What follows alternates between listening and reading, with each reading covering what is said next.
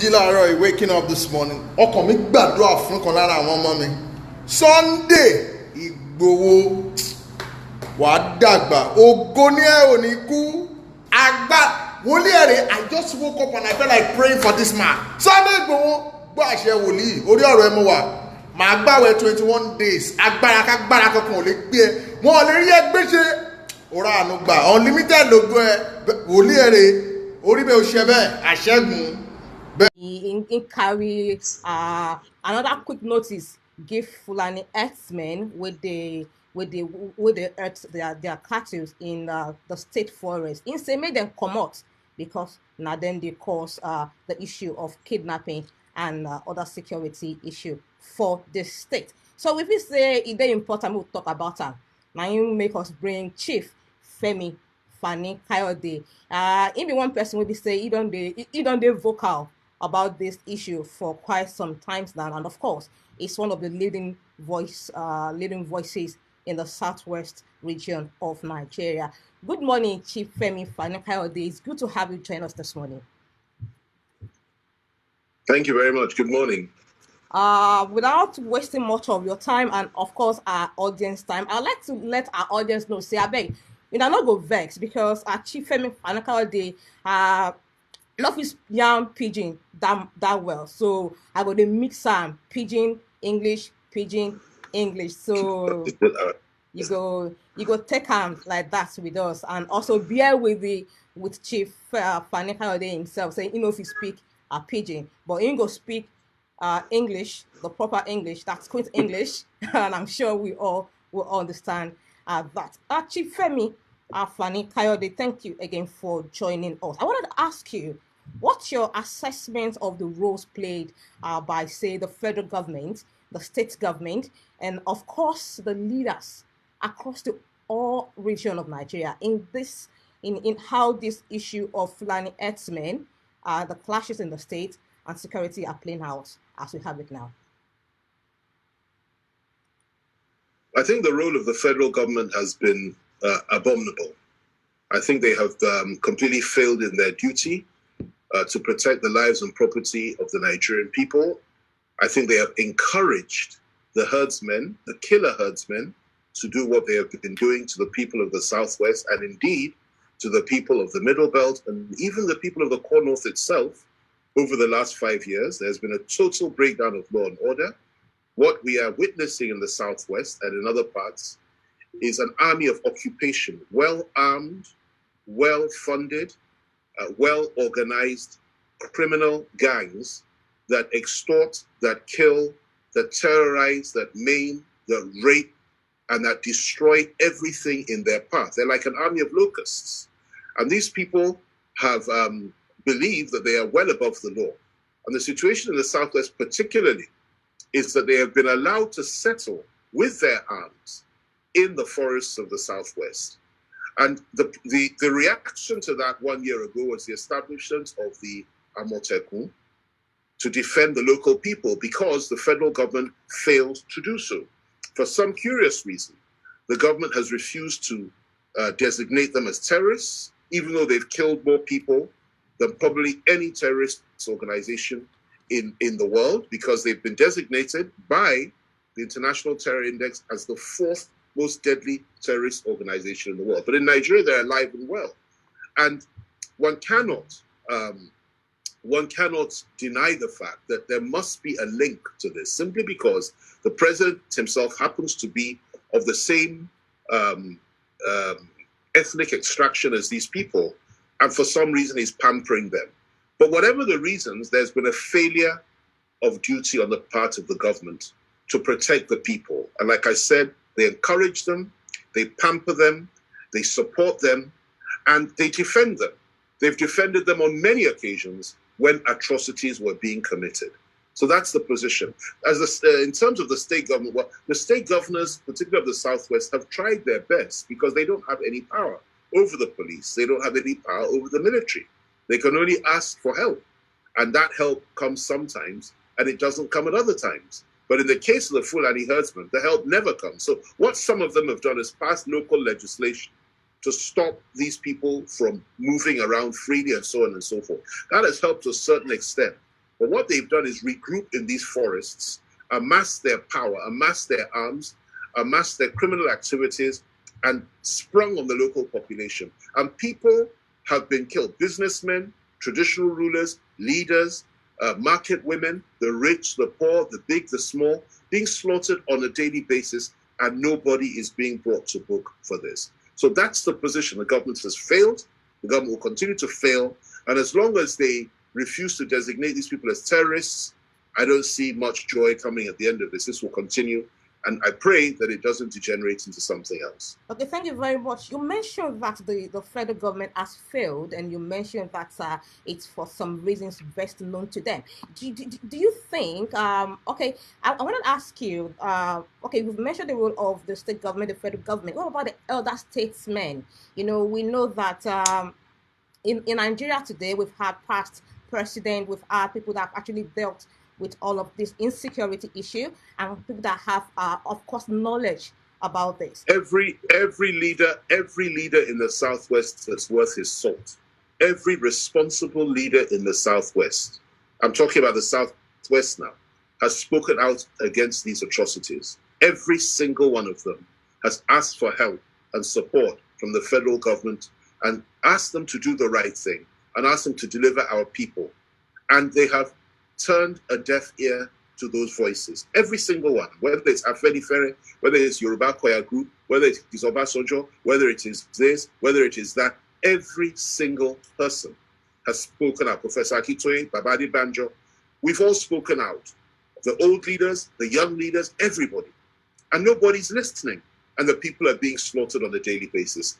And you know, you cannot therefore blame the local people to say, look, if government won't defend us, if government won't deliver us, then we have to defend ourselves. And that's what we're beginning to see unfold. And that's where people like Sunday Igboho now come in, because their position is that, look, nobody's helping. These people are killing. These people are kidnapping. We know who these people are. We know where they are.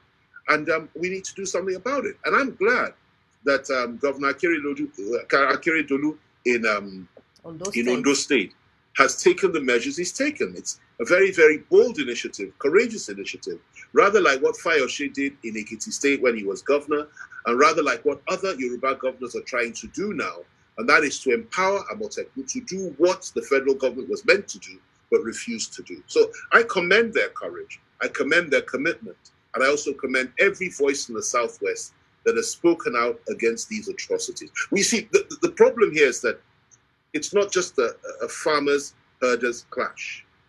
We believe, and rightly so, that we are under occupation. And when people are under occupation, it does not abode well for the unity of the country. And what makes it worse is that when we complain, when we say this is too much, when people's homes are burnt, their children are raped, their wives are raped before them, their children are slaughtered, they're all slaughtered in large numbers. We're not talking about small numbers, hacked to pieces.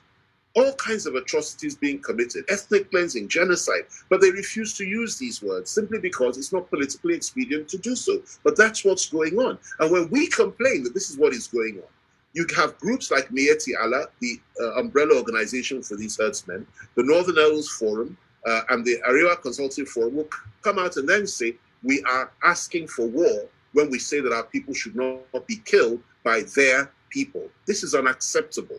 We have nothing against the Fulani people. I believe in peaceful coexistence, and neither do I believe that anybody has the right to give eviction orders to any ethnic nationality. I do not subscribe to the view that Fulanis should all leave the Southwest, and neither do I subscribe to the view that Igbos should all leave the North, or anybody has the right to tell a whole group, ethnic nationality, to leave any other part of Nigeria. However, I do believe that people that have been identified as killers and murderers and terrorists, and those that seek pleasure or take pleasure in slaughtering others, that it's right and proper for the government to flush them out and bring them to justice. And it's right and proper, if the government fails, for the local people to say, look, enough is enough. We know who you are. We know what you're doing. Leave us alone. Stop killing our people and get out of our territory, or else we will defend ourselves. It's perfectly natural to do that. And by the way, it is also lawful. Nobody should feel threatened by that. And what the Northern leadership should do is tell those Fulanis that are committing these atrocities to desist from doing so and leave the territories. That's what they're supposed to do. Sadly, they failed to do that. Okay, so you say it is lawful to ask the Fulani herdsmen to leave. And I want to ask you now, Mr. Sunday Adeyemo, the popular Sunday Igboho, is a citizen of Nigeria, just like every other person or individual living in the country. And would you say his action is legitimate to have asked a group of people to vacate a particular place in Nigeria? As a citizen, does he have the authority to do so? Somebody comes to your house to try to kill your family, and succeeds in wiping some of them out. That will never happen to you. I'm just using it. Or let's say somebody else. They go there, they pillage, they kill, they rape, they slaughter, and the owner of the land and the house will now say to them, "Listen, you have no right to stay here and you have to leave." And they tell you, "No, we're going to live in your sitting room and there's nothing you can do about it." After all, the federal government, the police, the authorities have not asked us to go. We have a right to occupy you. We have a right to rape your women. We have a right to kill your children. We have a right to slaughter you and take everything that belongs to you. Do you really believe it's illegitimate for the owner of that land and the owner of that house to say, "Listen, either you leave or we're going to have a conflagration here, because I cannot continue to be your slave and I can't continue to allow you to slaughter my people"? It's as simple as that. Now, he has not asked for all Fulanis to leave. If he did that, I would oppose it. I would oppose it. He has not asked that the whole of, every Fulani person should leave those areas. He does not have the right to do that. But he certainly has the right to say those that kill and kidnap and maim must leave. And he did precisely that, and it worked. And he went to them peacefully, without any arms. They tried to shoot him, they pointed guns at him, they shot guns at him. He disarmed them and he said, "I've come in peace, but I want to see your leader." He spoke to the leader. He said that the leader accepted that his boys slaughtered a very prominent businessman that came from abroad, a Yoruba man, and established his business and employed over 200 people in that area. And him and so many others, that the man acknowledged this, and that he now told him, "Produce the killers. If you don't produce the killers, please, you and these killers must leave." And he also said that the Seriki himself had, got a kickback, whatever you call it, from the killings. Now, these are very serious allegations. And in a serious country, the police ought to investigate this, invite the man and arrest him. Instead, the man that said, "Stop killing our people, stop raping our women, and stop kidnapping our people," is the one that's being threatened with arrest. When the northern youths, 1 or 2 years ago, said openly that every Igbo man must leave the East, nobody threatened them with arrest. Nobody, and they didn't say those that kill. They said all Igbos must leave the East. Nobody threatened them with arrest. Nothing happened. But when people are saying these guys should leave, after they slaughtered our people, kidnapped our people, and killed our people, people are saying he should be arrested. Is that fair? Is it reasonable? Is it rational? Of course it's not.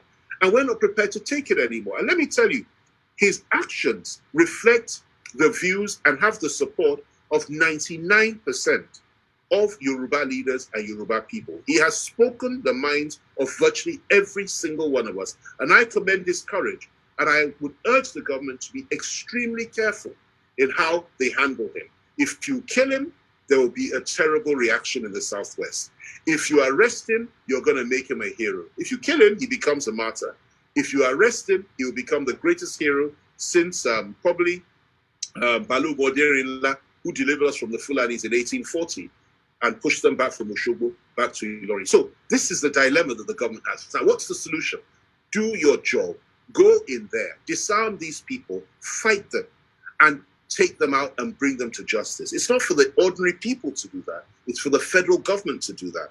But they have refused to do it simply because they have ethnic affinity with these people, and they are pampering them, and they're encouraging them, and they're supporting them. Indeed, you have mentioned that some of the claims are made by Mr. Sunday Adeyemo. They are very serious allegations, and we can't, of course, confirm any of those at the moment. I just want to put that on record. And while you were talking, well, let me just say this, just okay, before I acknowledge what you said. I happen to believe those allegations. Why? Because every traditional ruler in that area has confirmed what he has said. Every single leader in Okeogun area of Oyo State has said the same thing. And it's not a new problem. It has been going on for a number of years now. So that's the position that we've taken. And virtually every Yoruba believes that. All right, thank you very much. You spoke about political expediency, and I want to refer you to a statement on your website. You said some Yoruba leaders want to be president or vice president in 2023 and are therefore prepared to keep quiet and tolerate this rubbish that has been done to our people.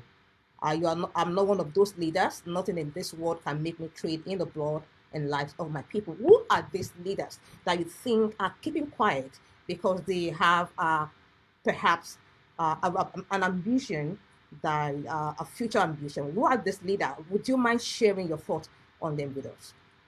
They know who they are. They know who they are. And I don't want to be mentioning names on your program, and I don't want to offend anybody. When I choose to be offensive, I can be very offensive, and I will be offensive when the time is right. And I've said in that same essay that the time will come when we will start naming these people, naming and shaming them, because we're tired and we're fed up. You see, I visit these communities, not just in the Southwest.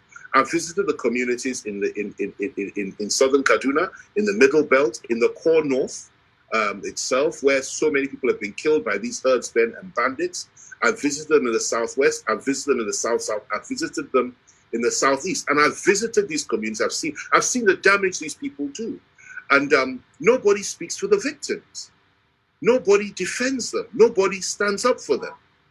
It's almost as if they're being sacrificed. And I'm talking about huge numbers. Zamfara State, for example, up until the time the new governor came in, 300 to 400 people were being killed on a daily basis. Nobody cared.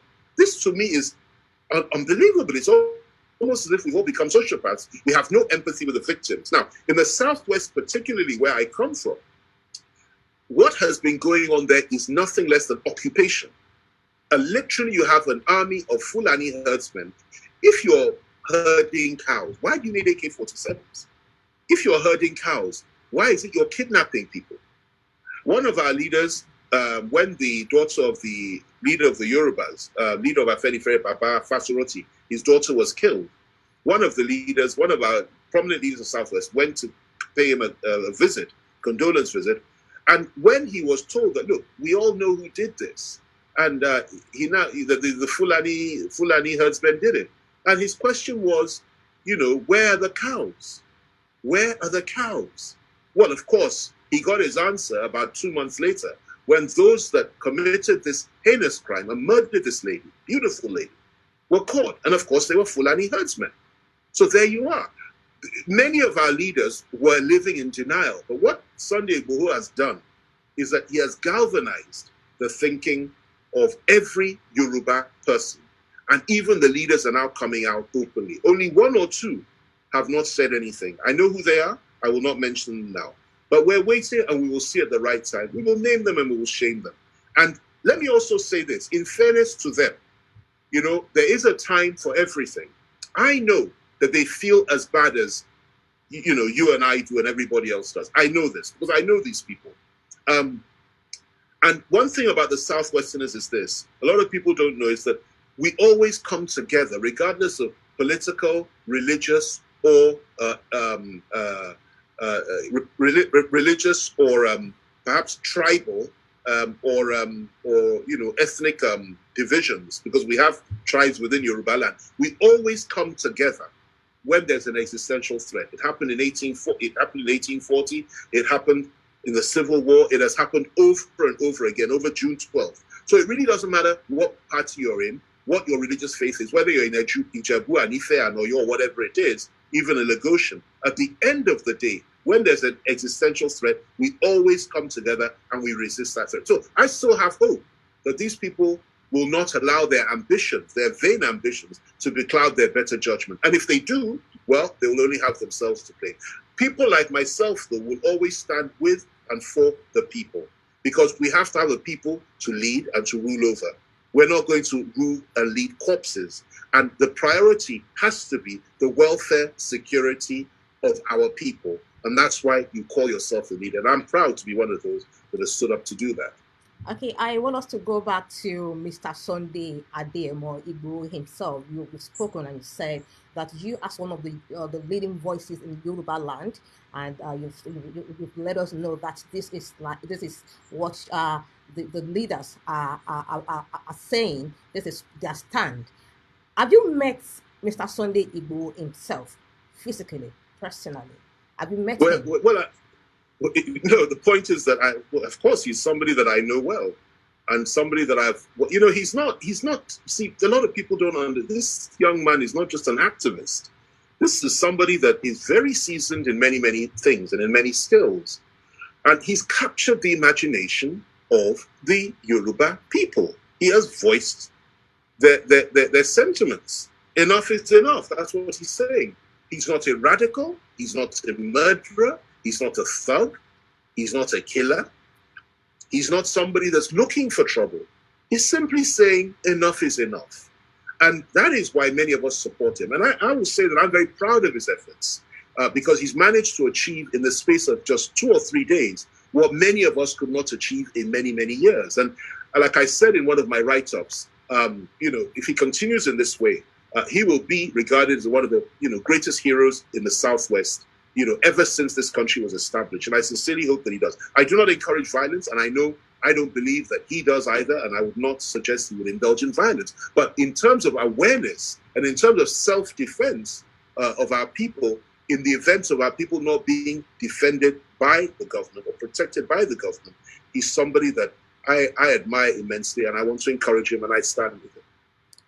Thank you very much. If you just join us this now, BBC Preaching, we did live with Chief Fani Kayode, and we discuss the issue of Fulani herdsmen and the clashes and the security issue in the Southwest. As we speak, I know for a fact that the Southwest governors will be meeting with the Miyetti leadership in Akure, the Ondo State capital, today, alongside the governor of Ondo State, of course, Arakunrin Rotimi Akeredolu. I'm sure you're aware of that, of course. All right. Yeah. So I'm going to ask you a question, but before that, if you had a seat, say you were a governor and you had a seat, what would be your position today at that meeting? Well, you don't yield and you don't surrender. You've taken a position. Look, listen, Akeredolu cannot afford to change his position. He's done the right and proper thing. He has also become a hero, if you like, in the Southwest by doing the right and proper thing. And he stood up like a man and he said, listen, that I'm not after the Fulanis. I'm not trying to get them all out. I'm simply saying that they cannot stay in the forest. They cannot continue what they're doing. The killings have to stop. And that those that want to continue should register. I really don't see what the song and dance is about that. He's saying they cannot just sit in the forest and continue with what they've been doing all these years. That's the right and proper thing to do. Anybody that suggests to him that he should change his course, he should allow them to continue, is not serious and is, downright irresponsible and also dangerous. Because let me tell you, if he does not do what he said he's going to do, it is only a question of time before the ordinary people say, to hell with him, to hell with the federal government. We will take the law into our own hands and we will do something about this. And nobody wants it to get to that point. So he's doing the right and proper thing. And I would encourage him to stand firm, to hold his head up high, and to consider the sentiments and feelings of his people rather than what some of his colleagues may want to tell him. But I doubt any Yoruba governor will tell him to change his mind anyway. Maybe others, but not Yorubas. Okay, sir. And we want to talk about, you mentioned Amotekun the other time, and we know that this security operative was set up to... You're breaking a little bit. Can you hear me now? Can you hear me? Yes, I can. Can you hear me? I don't know if you can hear me.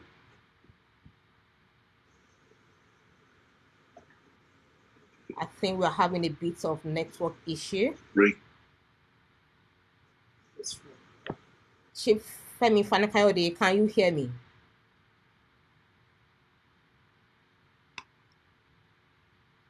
If you just join us, this will still day on top live interview with Chief Fani Kayode. We've been to talk about the issue of Fulani herdsmen and farmer elders matters for Southwest Nigeria. Chief Fani Kayode, can you hear me? Yes, I can hear you now. All right, we're having a bit of network challenge there. Yes, before that short break in transmission, I was just about to ask you that we all know that Amotekun, the security outfit for the Southwest, was set up to tackle security and, of course, provide support for the main security outfits. Do you think they are capable enough, they are effective enough, they have the wherewithal to nip this in the bud? Well, I sincerely hope they do. I think they're doing a pretty good job within the available resources they have. Most importantly, they have the support of all the Southwestern governments, and that's commendable. I think they still have a lot of work to do because, frankly speaking, these people are embedded like an army of occupation in our forests, and they have not been rooted out. The truth of the matter is this: it will take the military itself to flush out all those people. I mean, a state government can pass all the laws it likes. It can have local vigilantes like Amoteku and others and so on and so forth defending the people, and we can commend them and encourage them for that, even support them.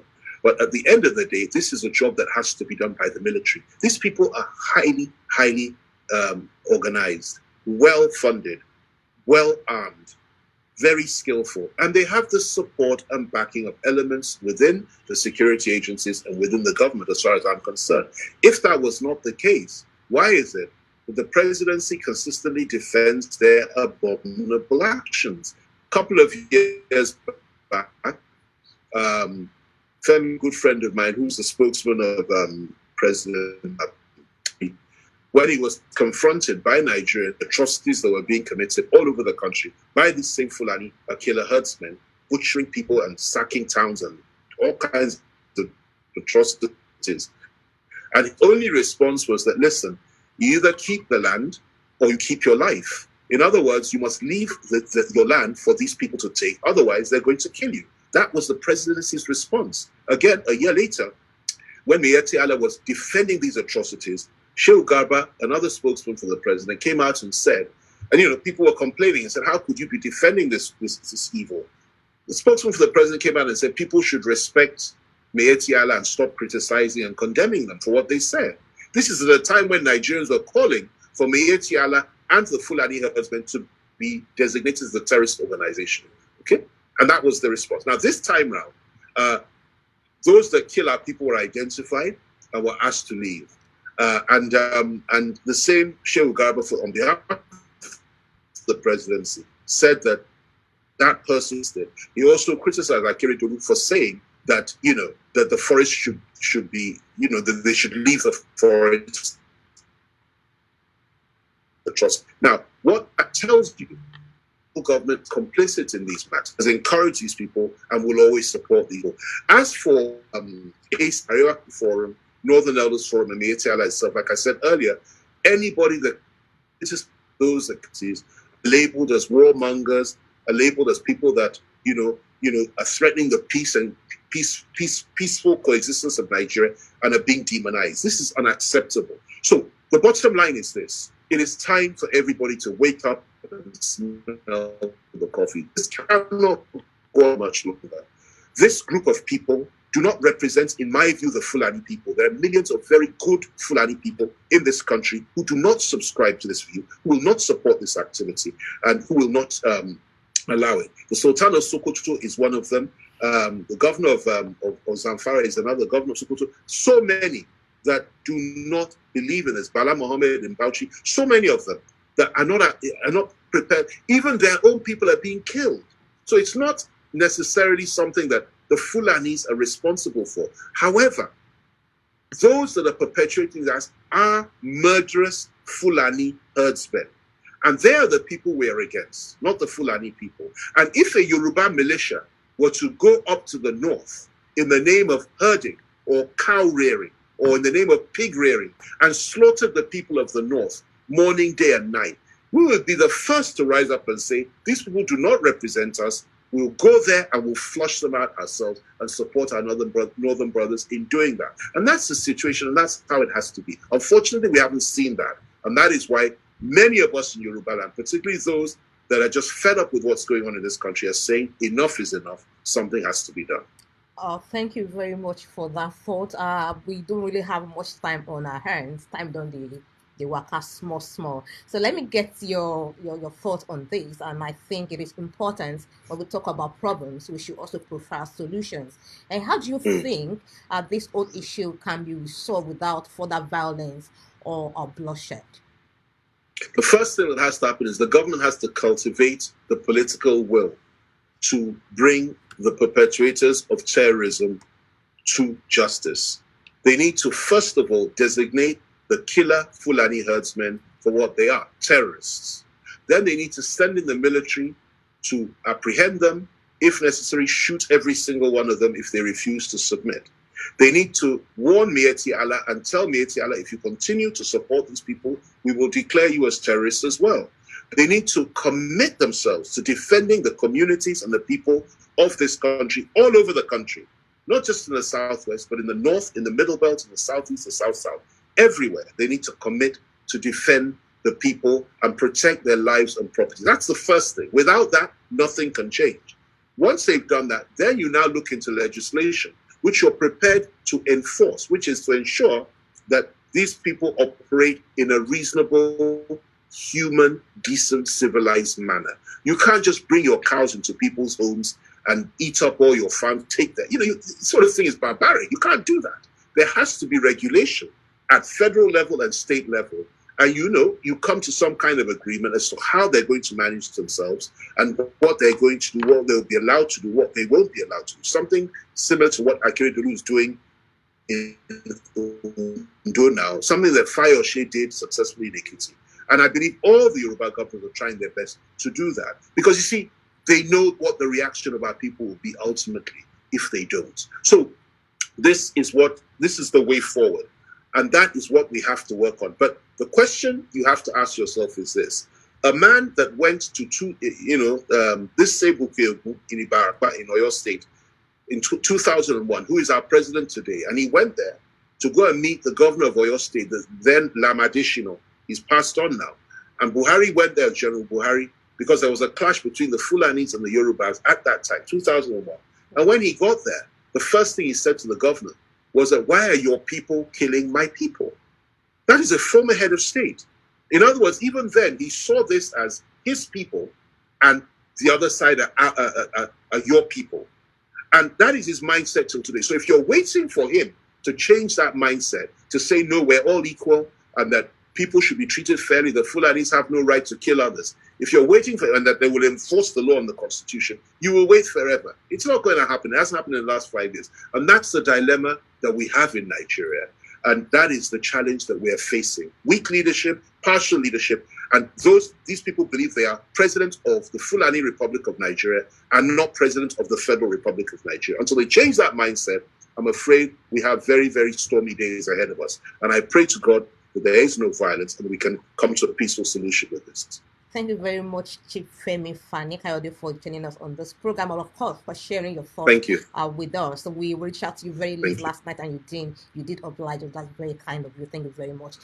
With the watchers, this BBC Pidgin, we don't talk about the issue of farmer elders clash in the southwest. My name, Najeli Lat Olali. No vex. I forgot to mention my name when we start the program. Now, how do you think they do? Thank you very much. Thank you very much.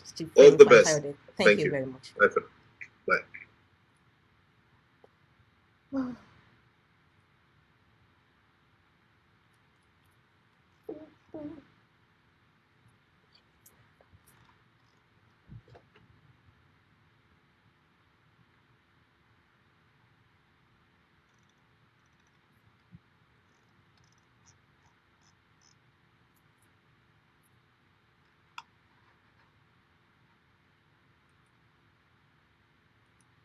Right, Chief Femi Fani Kayode joins us now. Chief, good to see you. Hello, hi, good morning. Good morning. Good morning, Chief. I can't see you though. Oh, well, we can see you clearly, and of course, Nigerians can see you as well. Let's go straight into our conversation. What's your reading on the security situation in the Southwest, especially what happened at the weekend in Ibadan? Ask me what my reading of the security situation is in the Southwest. Yes. And what is going on there. Yes. Well, it's obvious that we have a major problem. And this is a problem of, it's not a new problem, it's a problem that's been brewing, particularly over the last 5 years. But it's a problem that has existed from many, many years ago in terms of the local population being harassed and attacked and killed by people from outside. This has been happening in Oke-Ogun and many parts of the Southwest for many, many years. But it has become pronounced and it has reached a stage that it's unacceptable over the last 5 years. And this is the situation that we have. A situation whereby you have, thousands of Fulani herdsmen in our forests in the Southwest, committing all manner of atrocities, killing our people, raping our women, stealing the property of the local farmers, going into homes, kidnapping, perpetrating all sorts of crimes. And it has gone from bad to worse. So that's the situation that we have now. And many people in the Southwest are fed up with it. So that's the situation.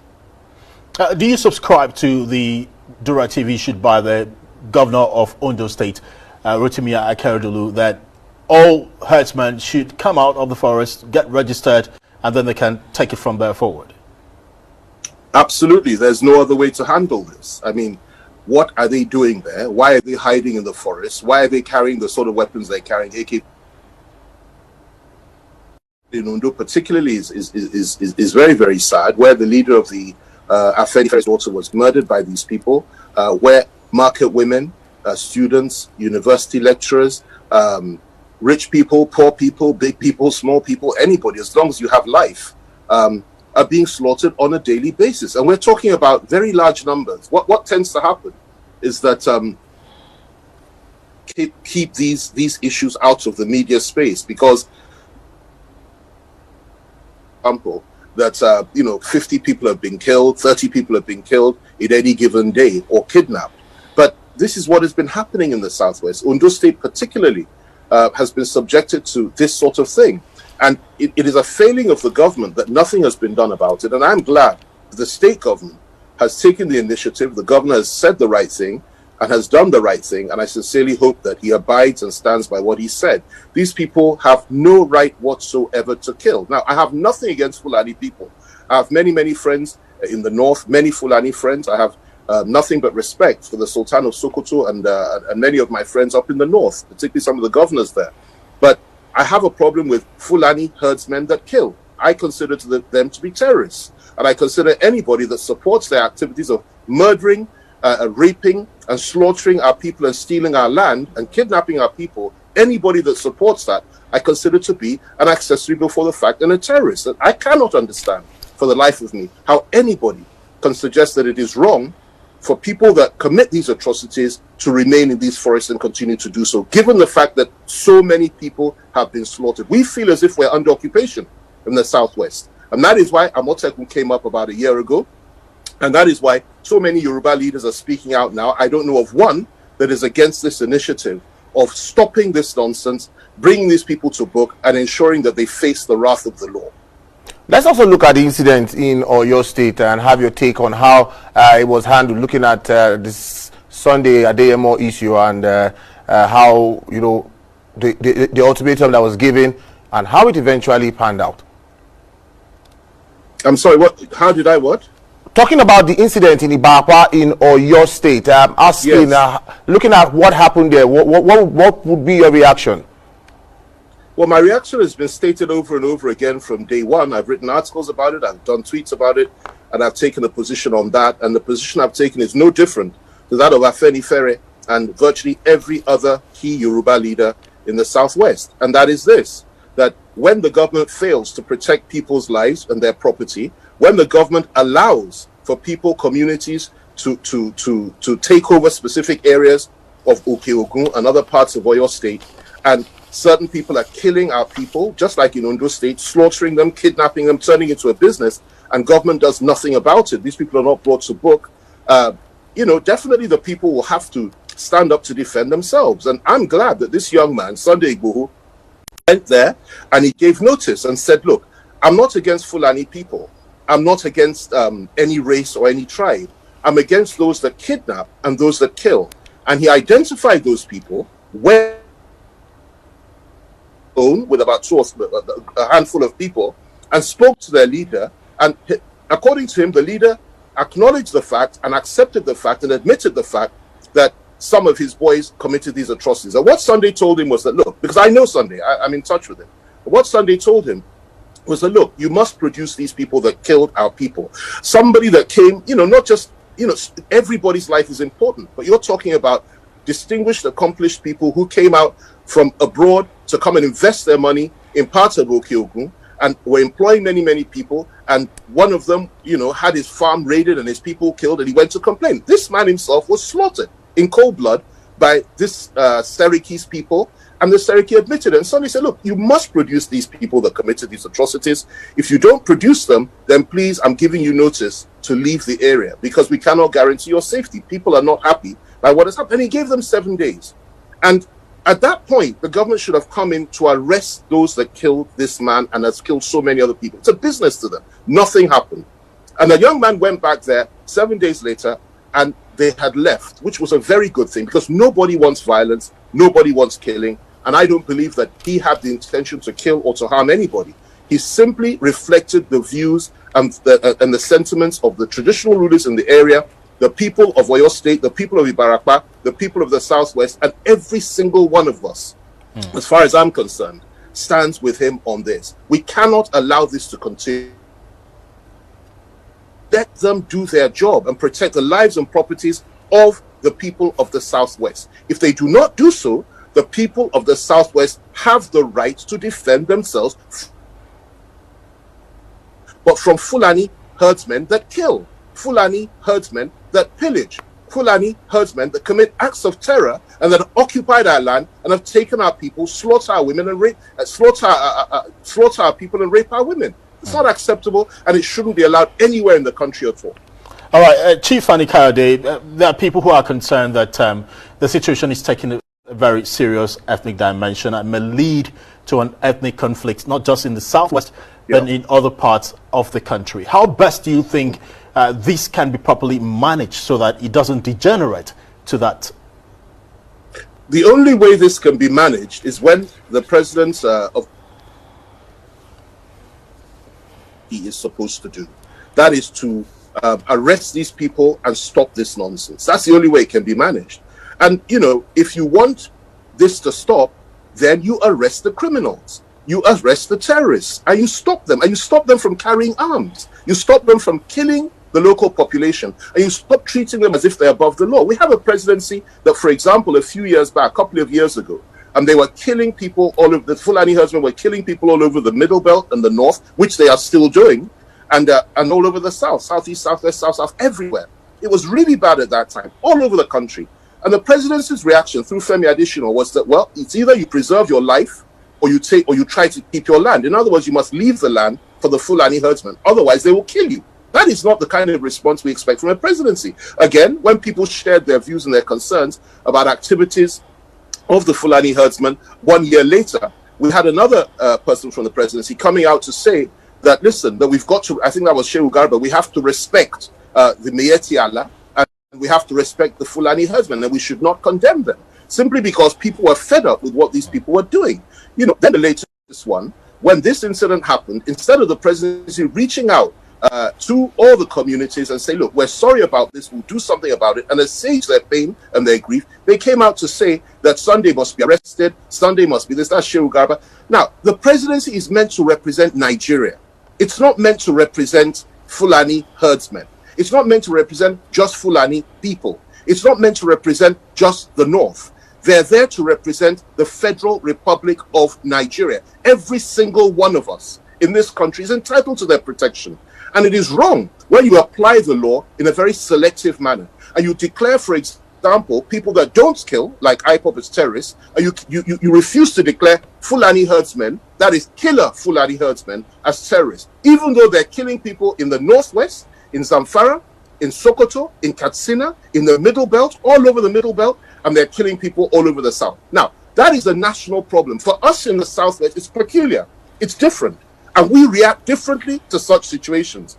Our forests have been taken over the last few years by these people. They have occupied our territory, occupied our land, turned us into nothing, made us impotent, made us feel as if we are nothing and that we are nobody in our own father's land. And you don't expect people to sit back and continue to take that as if to say nothing has changed. So the government can do a lot to stop this nonsense. It's left to them. It's a matter of political will. It's a matter of being responsible and sensitive to their duties. If they refuse to do so, certainly the governors of the various Yoruba states, and I'm glad they've risen to the occasion in many respects, will do what they can. But ultimately, and they don't have much power anyway, because they don't have power over the army, they don't have power over the police. But ultimately, the people themselves will defend themselves and will liberate their territory and will ensure that killers and murderers and arsonists and thieves and rapists are uprooted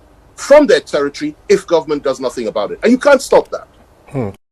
Now, there is a meeting that is expected to hold later today. In fact, the federal government had also requested that the state governors from the Southwest meet to fashion out ways to solve the current problem. What do you think should be discussed at that meeting? And do you expect much to come out in terms of practicality and in solving the situation? We've been meeting, and they've been meeting, and they've been talking, leaders, stakeholders, governors, presidency, this one. Look, listen, as long as Mieti Allah, and as long as the Northern Elders Forum, and as long as the Arewa Consultative Forum continue to make assertions like, if we complain in the Southwest about the activities of killer Fulani herdsmen, that we are stoking war and that we are begging for war, as long as they talk like that, there can be no settlement to this issue. The first thing we have to establish, and it's a mindset, it's something that has to sink into the minds of some of our northern brothers. The mindset is this, that as long as you want peace in Nigeria, let there be justice. As long as you want to be treated well, then accept the fact that people are hurt, people are in pain, and people are, fearing for their lives and for their future and the lives and future of their children. And accept the fact that we, particularly those of us in the Southwest, feel as if we are under occupation. And don't begin to shout at us, threaten us, abuse us, and insult us when we say enough is enough. You're meant to reach out to us in love, pamper us, and tell us that this will stop. Now, that's the first thing that has to happen. Then you have to have a government and a president that has the political will to do the right thing. Let me go back a bit. In, I believe it was in the year 2000, President Muhammad Buhari, was General Buhari at that time, went to this same Oyo state to go and pay a visit to the then governor, Governor Lamadishino. And what had happened was, the same area we're talking about, Okiogun, in Oyo state, there was a clash between herdsmen, Fulani herdsmen, and the local farming population.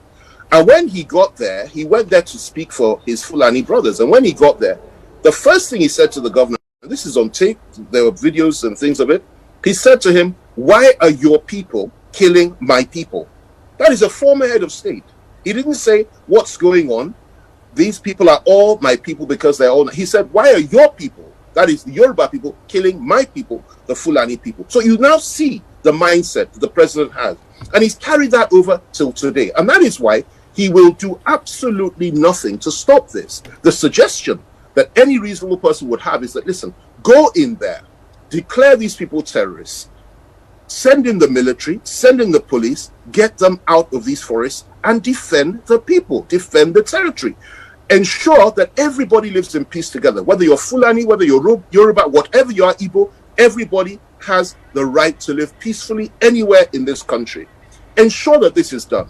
What mustn't happen is where a situation whereby a president or a government gives people the impression, I won't even say impression anymore, confirms the fact that Fulani herdsmen, killer Fulani herdsmen, are above the law, and that it is against the law to defend ourselves. It is against the law to complain. It is against the law for us to cry. But we dare not cry. We dare not wail. We dare not complain about what we are being subjected to. The Yoruba people have never, ever, ever been conquered before by anybody from outside.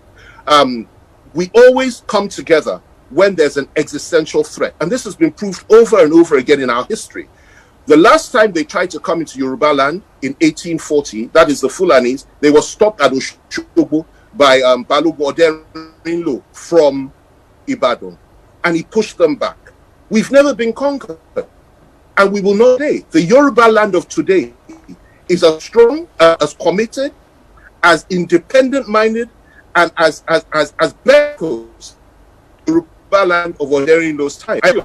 But we are patient, and nobody in the Southwest wants trouble. Nobody wants bloodshed. And those that are calling for bloodshed, I completely am against that, because violence will not solve this problem. However, you have to understand that those of us that are leaders are simply doing our best to hold our people back and say, be patient. Let's continue to trust God and trust that the government will have a change of heart. But my fear is that if anything happens to Igboho or anybody like Igboho, because there are many Igbohos in the Southwest, if anything happens, if you try to do what you did to Nnamdi Kanu to him, the Southwest will react very differently to the way the Igbos have reacted to what happened to Nnamdi Kanu. The Southwest will react very, very differently. And that's what people need to understand. We don't threaten, we don't talk. But, you know, when conflict comes, we don't bow and we go all the way. We pray it doesn't come. We pray that our Fulani brothers, led by the Sultan of Sokoto, who I have immense respect for, Matawale and so many others, who I have nothing but respect and affection for, we pray we can come together because there are moderates on all sides. The problem we have are the extremists in Mietiala, in the Bodejo, the president of the Cattle Rearers Association, who came out just a few days ago to say the Fulani own all the land in Nigeria. Now, how does that make sense to you? That they own all the land in Nigeria? They do not own all the land in Nigeria. The Yorubas do not own all the land in Nigeria. The Yorubas own the land in Yoruba land. The Fulanis own the land in Fulani land. But they do not own the land in the Southwest. 60 to 7 million Yoruba people are on this planet. And we cannot be pushed around. We cannot be intimidated. And we cannot be threatened. And we will not be threatened. All right, so that's the position. That's the mindset. Chief Fani Kayode, there are fundamentals to this problem that needs to be addressed. And one of which is that we continue to have open grazing happening, cattle being carried through the cities in the 21st century. How do you think we can resolve this problem? Because at the one hand, you found the government at some point talking about having grazing reserves. And while other Nigerians are saying, let's restrict this to a ranching system as it operates in other parts of the world. Why do you think it's difficult for us to implement these proposals as put forward by the different sides? Look, first of all, why should people have the right to simply wander into your farm with their cattle and eat up everything and take everything and allow them to do anything that they like? It's unacceptable. And why should the government be interested? You know, when they say, okay, fine, we're going to do something about it, we will now set up cattle stations and acquire land and give it to these people. Why should that be done? Why should it be done like that? Listen, in Ekiti State, under Governor Fayose, they put some laws in place to ensure that this sort of nonsense stopped. They've done the same thing in Benue State. Benue was very, very bad before. They put the laws in place. The state houses of assembly put some laws in place to restrict these people from doing certain things and to make it against the law for them to move around at certain times and so on and so forth. And they went after them and they caught many of them, and this thing reduced immensely. But the problem that we have is that on the other side, there are people that are saying things like nobody can stop them from going up and down. Nobody can stop them from killing. Nobody can stop them from raping women, and that they have a right to do these things simply because there must be corridors, and that in any case they own Nigeria, that they own all the land, they have all that. Now, the Constitution does not give anybody the right to go and kill other people in their land, rape their women, and steal their homes, and rename the communities, because that's what's been happening. Sunday Igboho wa pelaye, Sunday Igboho wa jèrè Yorùbá, ẹni bá ní kò ní rí bẹ́ẹ̀ àfọlójú wa kó sẹ́nu tírélà àkùbánzá. Sunday Igboho wá pẹ́ láyé, Sunday Yorùbá wá jèrè wá, ẹni bá ní kò ní rí bẹ́ẹ̀ àfọlójú akó sẹ́nu tírélà àkùbánzá. Àbáṣọ o Buhari èṣù ò gbà o, àbáṣọ o èèmọ̀ gbà o. Nílẹ̀ Yorùbá kálejò wá dé kó lóun fẹ́ jẹ sẹ́ríkì, ìwọ òrìṣà ajá ń jòbì, ohun tàbá ó fọ́gbọ́ lọ́gbọ́n gbọ́, tàbá fọ́gbọ́ lọ́gbọ́n gbà, yóò balẹ̀ lábára fi wọgbó, àìgbọ́kú ọkọ́ àìgbọ́kú àdá àìgbọ́kú ilẹ̀ àfi kó ṣá àbáṣọ o èèmọ̀ gbà o. Ẹni bá wàjà yóò rí ìjà àwọn ayé, amen ìjà ayé, amen ìjà ayé. Ẹni bá tọ́jà yóò rí ìjà àwọn ayé, amen. Ìbà o Dino Melaye náà ni.